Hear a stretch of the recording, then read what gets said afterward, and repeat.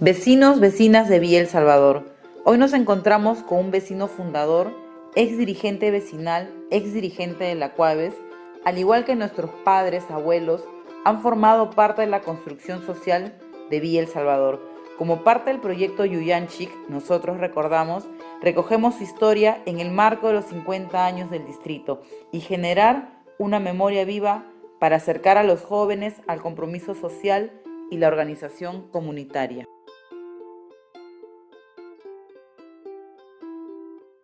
Bueno, fue en el año 1971, en el mes de agosto, ¿no? Esto era todo un arenal, no había población, salvo el primero y segundo sector, que ya había sido lotizado por la Junta de Gobierno de la época de Juan Velasco Alvarado. El tercer sector estaba recién poblándose, ¿no? Y bueno, fue la necesidad de vivienda para miles de ciudadanos que nos vimos obligados a venir hasta este lugar con una apertura que hizo Velasco en esa época, ¿no?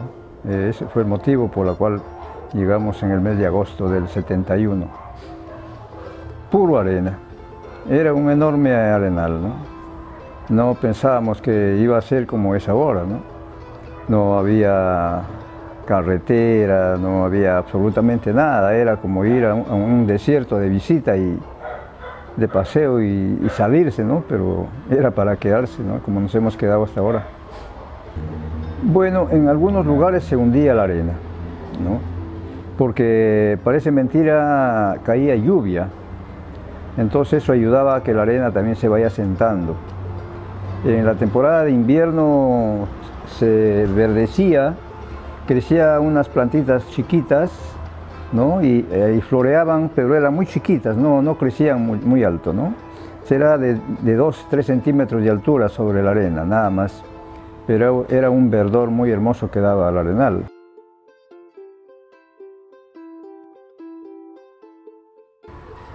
Bueno, yo vivía en el distrito de Pueblo Libre, aquí en Lima, ¿no? Y bueno, ya que hubo la oportunidad de venir, nos embarcamos con mis dos hermanos más, una hermana y un hermano más, ¿no? Así nos vinimos acá. Bueno, nosotros éramos de Cajamarca, ¿no? De la provincia de Chota.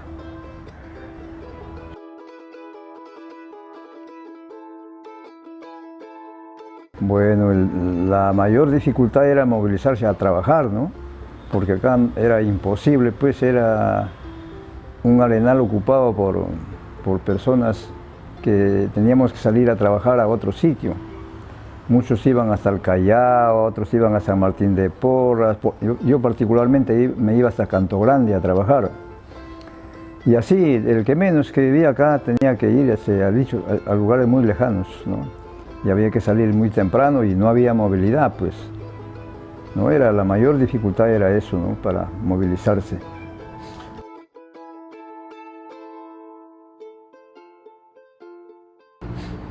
Bueno, ahora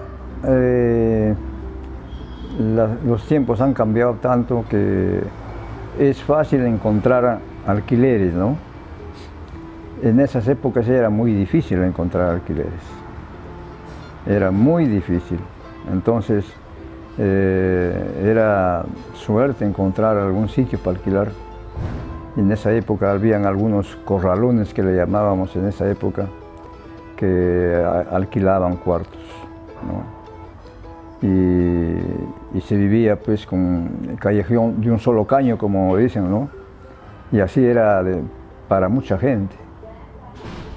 Y en muchos distritos era así, y la afluencia de los provincianos a Lima cada vez era mayor. Ya la gente a veces ya tenía que acomodarse en la pampa, ¿no? Cuando no encontraba lugar para vivir. Así era.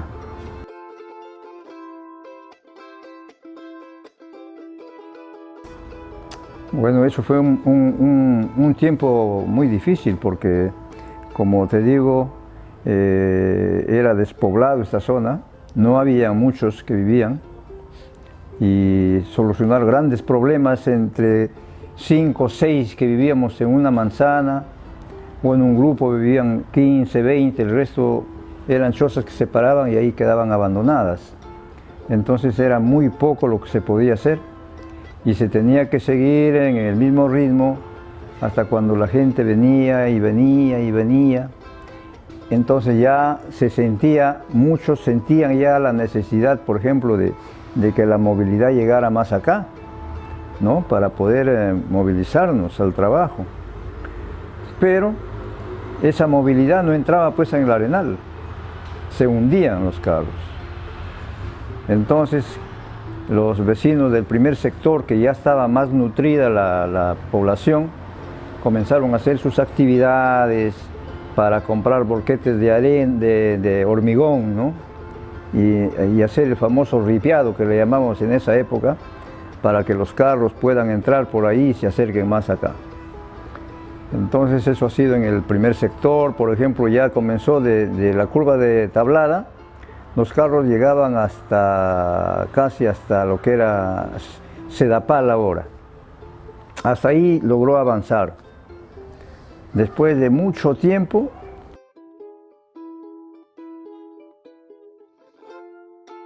teníamos que ver el otro problema, que era el problema del comercio. ¿Dónde comprar? ¿No? Así fue, o sea, se iba descubriendo las necesidades, se iba descubriendo, y en torno a eso es que también la gente se fue organizando. Vino la necesidad del colegio, las escuelas, porque las familias que venían con sus hijos iban a perder el año escolar, y para evitar eso tuvimos que unirnos con el grupo 28, el 20, el 19, el 25, para construir lo que es ahora el Colegio República de Nicaragua. En esa época construimos puro esteras, haciendo actividades también, a comprar esteras y cercarlo todo lo que era esteras, y techar con Eternit, ¿no? A cada grupo nos tocaba tantas esteras y tantas calaminas, o sea, tantos Eternits. Aparte de eso, comprarlo, teníamos que nosotros financiarlo. Y encima de eso teníamos que ir en la noche, llegando del trabajo, a acercar con las esteras y a poner los Eternits. Y así se logró garantizar que comenzara a funcionar la escuela. Y teníamos que buscar profesores. Algunos se conocían, porque muchos profesores vinieron también desde el comienzo y les convenía quedarse a trabajar acá. Así que ya tuvimos que organizarnos ya de una mejor manera, ¿no? Porque la necesidad de organización era obligatorio, era una necesidad impostergable organizarse, porque era la única forma de enfrentar los problemas. No había ni siquiera la organización vecinal todavía. Antes funcionaba Sinamos, pues, en el primer sector, que eso lo dirigía el gobierno, ¿no? Quisieron organizar como Sinamos, con los pocos que habíamos acá, por ejemplo, y a mí me eligieron los 6, 8 vecinos, creo.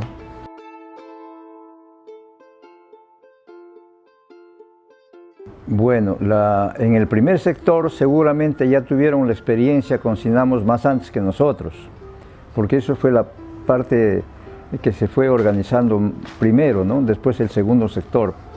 Y ya para el tercer sector, pues por eso digo, cuando llega a Sinamos, más o menos está pues unos 3, 4 meses nomás como con Sinamos, ¿no? Y ya el primer sector y segundo sector habían avanzado en que esa organización no nos ayudaba, no tenía la fuerza que necesitábamos para afrontar las necesidades, ¿no? Entonces teníamos que organizarnos mejor. Habían compañeros dirigentes, muchos eran sindicalistas, del primero, segundo sector, tercer sector. Yo también fui sindicalista, en esa época yo era sindicalista también, y sabíamos de mejor organización, ¿no? O sea, nuestra experiencia teníamos que plasmarlo ya en nuestro barrio. No era ya solamente en el sindicato, sino en el barrio también, ¿no? Así que se toma las experiencias casi de las rondas campesinas, ¿no? Entonces, y de las comunidades campesinas que habían en esa época en las regiones del país, ¿no? Entonces, con esa experiencia que tenían muchos compañeros dirigentes, se comienza a trabajar para hacer lo que era la comunidad urbana, que era una comunidad urbana, ¿no?, autogestionaria, ¿no? En eso estaban trabajando los compañeros dirigentes del primer sector, segundo sector, y al primer sector tuvimos que incorporarnos también a eso, ¿no? ¿Y en qué consistía? En que había que organizarnos por manzana, ¿no? La manzana tenía 24 lotes y estaban 24 o 20 o 15, reunirnos y organizarnos y elegir nuestros dirigentes. Y el grupo tenía 16 manzanas y teníamos que organizarnos también a nivel del grupo para tener una junta directiva central, ¿no?, para que pueda canalizar las necesidades de las 16 manzanas. Y cada sector tenía pues de 25 a 28 grupos, ¿no?, del primer sector, el segundo sector, el tercer sector. Entonces se ve la necesidad de armar una organización que agrupe a todo el distrito, no a todo Villa en esa época, no al distrito, no, sino a todo Villa, a todos los grupos que vivíamos en esa época.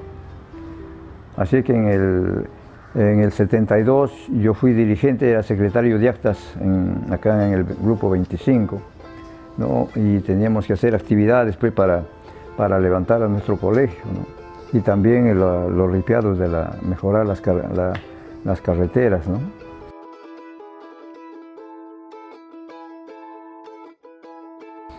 Y ya en el 73 es que se organiza la primera convención de Villa El Salvador, ¿no?, donde se participa, todas las manzanas y grupos participan en esa convención. En esa convención se decide cuál era, porque habían muchos dirigentes que planteaban la necesidad de hacer una comunidad cooperativa, ¿no? Y otros compañeros manejaban la idea de que debe ser una comunidad urbana, autogestionaria, porque nosotros mismos nos estábamos haciendo, ¿no?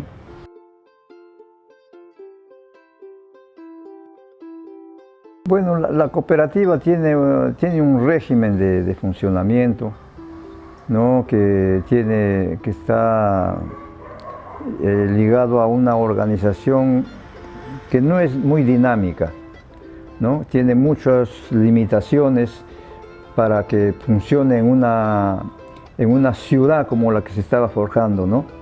Era demasiado limitado. En cambio, una comunidad urbana autogestionaria que decía que nosotros mismos hacemos, podía permitirse de que cada grupo, cada manzana, todo lleve sus propuestas y se haga realidad, ¿no? Entonces la cooperativa no iba a ver lo de carretera, no iba a ver lo del colegio, no iba a ver lo del mercado, nada de esas cosas, ¿no? Y había una serie de necesidades que no entraban en el régimen cooperativo. Entonces en la primera convención de 73, gana pues la idea de que debe ser una comunidad autogestionaria y socialista, así dice en el estatuto. Bueno, en esa época pues el gobierno revolucionario de Velasco se encaminaba hacia una revolución socialista.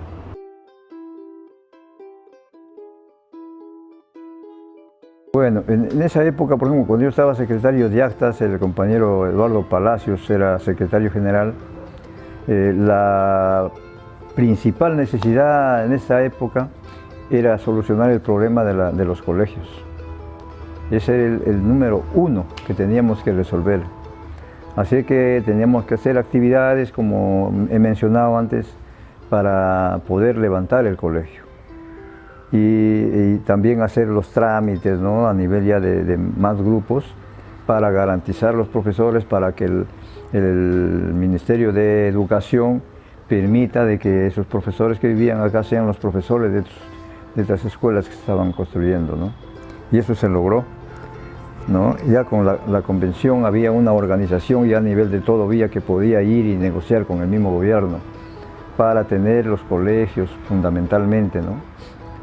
Pero ya en la convención misma ya se ve el problema de la salud, se ve el problema del comercio, se ve por ejemplo el problema del querosene, que era el combustible para que todo el mundo acá pueda pueda alumbrar, se pueda cocinar, todas esas cosas, ¿no? Esos eran los problemas álgidos de esa época.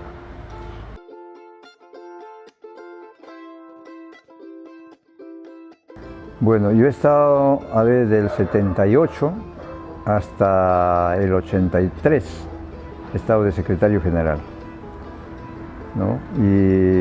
Pero era dirigente de manzana, más antes, ¿no?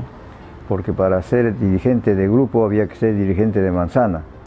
Y los que no eran dirigentes del grupo eran dirigentes de sus manzanas, ¿no? Pero todo el trabajo era en torno a solucionar esos problemas, ¿no? Los problemas de educación, de salud. Después fue el problema del comercio, ¿no? Que se aperturan los primeros mercaditos. Hay mucha gente que cambia ya su trabajo, de irse tan lejos y mejor ponerse un negocito en un mercado que se aperturaba. Todo eso iba contribuyendo al desarrollo de Villa El Salvador, ¿no?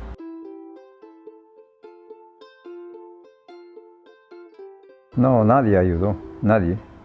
Ni el mismo gobierno, porque la única forma de intervenir el gobierno era a través de SINAMOS. Pero ya nosotros habíamos desechado la organización de SINAMOS por COAVES, ¿no? Entonces todo era lo nuestro. Por eso había un lema que decía, porque no tenemos nada, lo tenemos que hacer todo.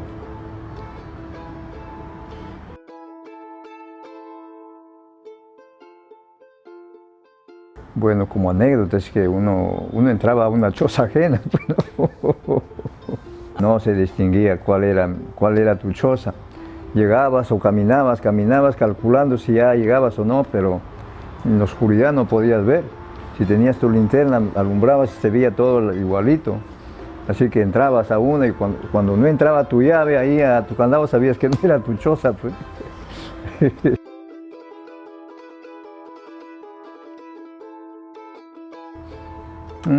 Bien difícil porque los que entran como autoridades tendrían que haber sido dirigentes para saber qué hacer.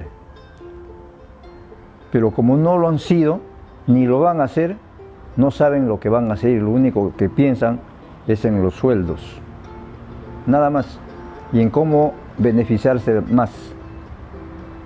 Así que no hay esperanza de que eso de lo que uno pida se haga realidad.